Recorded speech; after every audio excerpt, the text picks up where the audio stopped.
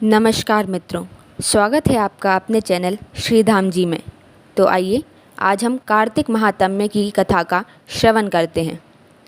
पहला अध्याय। नैमिषारण्य तीर्थ में श्री सूत जी महाराज 88,000 शौनकादिक ऋषियों से बोले, अब मैं आपके सामने कार्तिक महात्म्य की श्रेष्ठ कथा कहता हूँ, जिसे सुनकर मनुष्य सब प्रकार के पापों से छूटकर वैकुंठ को प्राप्त कर लेता है। श्री सूत जी बोले, श्री कृष्ण जी से आज्ञा लेकर नारद जी के चले जाने पर सत्यभामा प्रसन्न होकर श्री कृष्ण से बोली, हे नाथ, मेरा जीवन सफल हो गया है।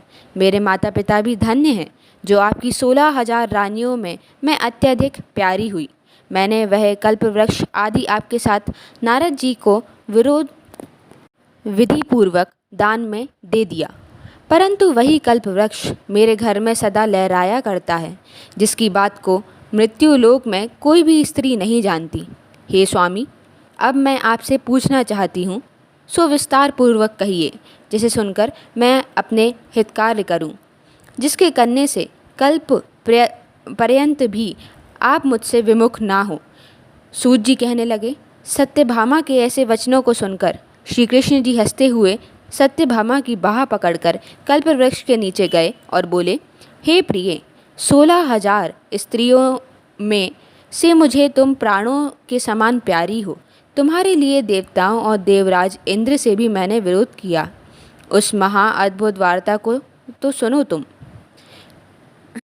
सूत जी बोले, एक दिन श्री कृष्ण भगवान ने सत्यभामा के साथ गरुड़ पर सवार होकर इंद्रलोक में जाकर कल्पवृक्ष मांगा। तब इंद्र को न देने पर गरुड़ का इंद्र से घोर युद्ध हुआ। श्री कृष्ण बोले, हे प्रिय, जब मैं तुम्हें हर चीज़ दे सकता हूँ, हर एक कार्य पूरा कर सकता हूँ, तो क्या तुम्हारे आश्चर्यजनक प्रश्न का उत्तर ना दूंगा? यह सुन सत्यभामा बोली, हे प्रभु, पूर्व जन्म में मेरा कैसा स्वभाव था? मैं किसकी पुत्री थी?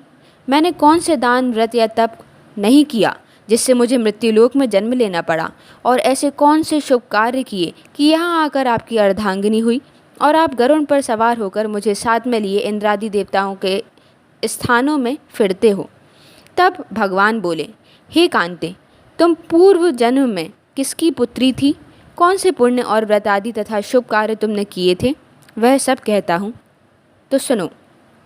पूर्व समय में सतयुग के अंत में मायापुरी में अत्रि गोत्र में वेदों और यज्ञों का जानने वाला देवशर्मा नाम का एक ब्राह्मण रहता था। वह रोज अतिथियों की सेवा, हवन और सूर्य भगवान की पूजा किया करता था, इसलिए सूर्य की तरह तेजस्वी था।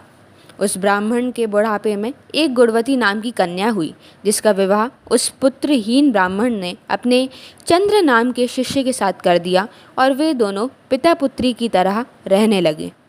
एक समय वे दोनों कुशा और समीधा लेने के लिए वन में हिमालय की तलहटी में पहुँचे तो उन्होंने एक राक्षस को अपनी तरफ आते हुए देखा, जिसके भय से उनके शरीर शिथिल हो गए और उसमें भागने की शक्ति भी नहीं रही। तब राक्षस ने दोनों को मार डाला। उनके धर्मात्मा होने के कारण मेरे पार्षद उनको बैकुंठ में ले गए, क्योंकि उन्होंने आजीवन सूर्य की पूजा की थी। इसलिए मैं दोनों पर अति प्रसन्न हुआ।